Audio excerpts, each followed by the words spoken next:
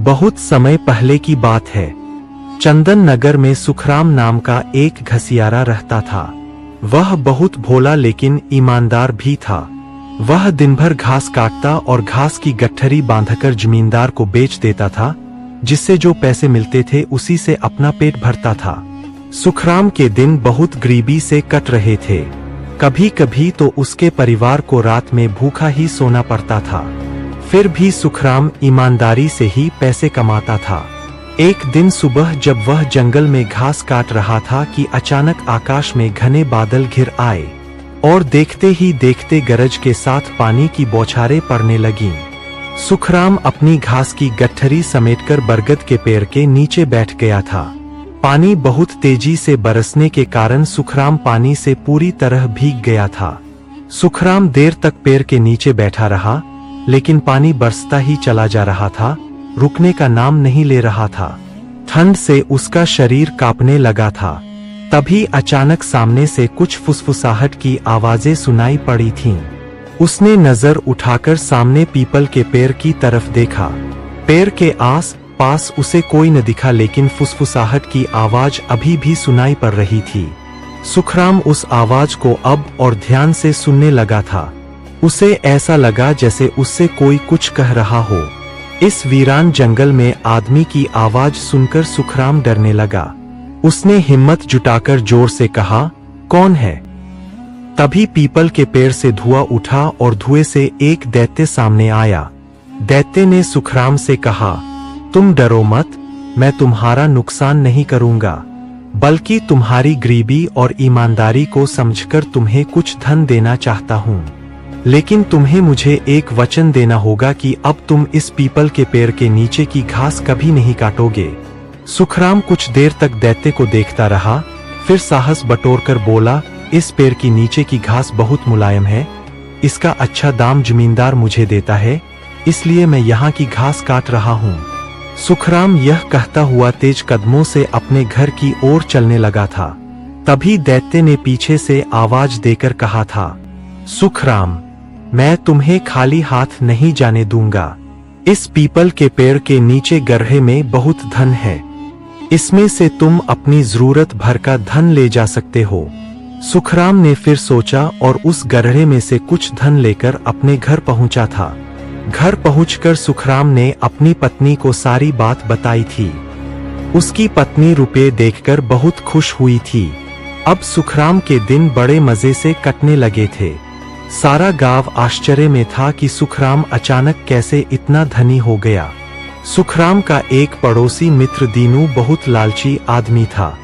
दीनू की पत्नी जब सुखराम की पत्नी से धन के बारे में पूछती तो सुखराम की पत्नी उसे टाल जाती थी। एक दिन सुखराम की पत्नी ने सुखराम से कहा, आप कैसे आदमी है, इतने थोड़े से रुपए से जीवन तो कटेगा नहीं। चलिए दैत्य के पास जाकर कहिए कि वह हमारे लिए एक सुंदर सा घर बनवा दे। पत्नी की बात सुनकर सुखराम ने कहा, अरे भाग्यवान, अधिक लालच करना ठीक नहीं है, हमारे लिए इतना ही धन बहुत है। लेकिन समझाने पर भी उसकी पत्नी नहीं मानी। आखिरकार हारकर दूसरे दिन उसे दैत्य के पास जाना पड़ा। लेकिन इस बार उसका पड़ोसी मित्र दीनू भी सुखराम के पीछे पीछे चल दिया था। जब सुखराम जंगल में पहुंचा तो वह पीपल के पेड़ के नीचे घास काटने लगा। तभी अचानक दैत्य सामने आ गया था। सुखराम ने अपनी पत्नी की सारी इच्छा दैत्य को सुना दी थी। तब दैत्य चुपचाप सुनता रहा, फिर बोला, अब तुम घर जाओ, तुम्हारी पत्नी की इच्छा पूरी हो गई है। सुखराम तेज कदमों से घर लौटा आया था। जब वह घर पहुंचा तो उसने देखा कि उसके टूटे फूटे मकान के स्थान पर बहुत बड़ा महल खड़ा था। इतना बड़ा महल देखकर सुखराम खुशी से उछल पड़ा था। सुखराम के मित्र दीनू ने उसे पीपल पेड़ के पीछे छुपकर दैत्य और सुखराम की बातों को सुन लिया था। दीनू जब अपने घर पहुंचा तो देखा कि सुखराम का मकान अब महल में बदल चुका था। दीनू ने जब अपनी पत्नी को उस दैत्य और धन की पूरी कहानी सुनाई थी, जिससे सुखराम इतना बड़ा आदमी बन गया था, यह सुनकर दीनू की पत्नी ने कहा, आप भी जंगल जाकर उस दैत्य से धन ले आओ। लेकिन अब रात हो चुकी थी, इसलिए दीनू तुरंत जंगल नहीं गया। वह दूसरे दिन सुबह हंसिया लेकर जंगल में पीपल के पेड़ के नीचे जाकर घास काटने लगा। तभी दैत्य सामने आया। दैत्य को यह समझते देर न लगी कि इसे यहाँ का भेद पता लग गया है। तब दैत्य ने दीनू से पूछा, तुम्हें क्या चाहिए? तब दीनू ने दैत्य से कहा, मुझे भी धन चाहिए। दैत्य दीनू की बात सुनकर बोला, इस गड्ढे में से अपनी जरूरत का धन निकाल लो। दीनू लालच में आकर घास को चादर से हटाकर उसमें धन रखने लगा, पर दैत्य उससे कुछ न बोला। दीनू धन लेकर अपने घर चल दिया था। अब दीनू की भी गरीबी जाती रही थी। एक दिन दीनू की पत्नी दीनू से बोली, उस दैत्य से अपने लिए एक महल बनवा लो। दीनू फिर दूसरे दिन सुबह जंगल पहुंचकर पीपल के नीचे की घास काटने ही वाला था कि तभी दैत्य सामने आ गया।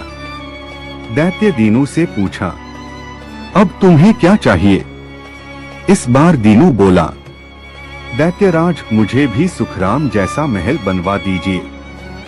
दैत्य समझ गया था कि यह लालची आदमी है और इसकी इच्छाएं कभी खत्म नहीं होंगी।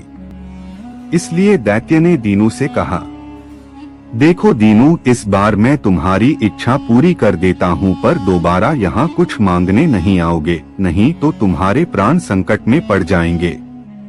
पर दीनू कहाँ मानने वाला था, वह तो था ही लालची।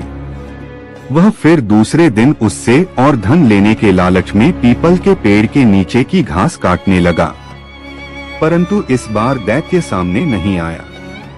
दीनू को गुस्सा आया और उसने पीपल के पेड़ को ही काटने लगा। अभी उसने पेड़ पर 2-3 वार ही किए थे कि अचानक बेहोश होकर गिर पड़ा। जब रात हो गई और दीनू घास वापस न लाया तो उसकी पत्नी चिंता में पड़ गई थी। तब उसने सुखराम को सारी कहानी सुनाई और दीनू की खोज में जंगल जाने की प्रार्थना की।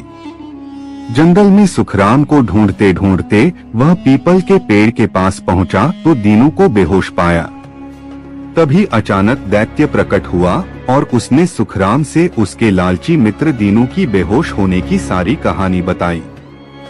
सुखराम की प्रार्थना करने पर दैत्य ने दीनू को होश में ला दिया और कहा, दीनू का सारा धन गायब हो जाएगा और मैं सदा के लिए इस पेड़ को छोड़कर चला जाऊंगा। इतना कहकर दैत्य गायब हो गया। दोस्तों, अगर यह कहानी आपको अच्छी लगी हो तो मेरे नॉलेज टीवी चैनल को जरूर सब्सक्राइब करें।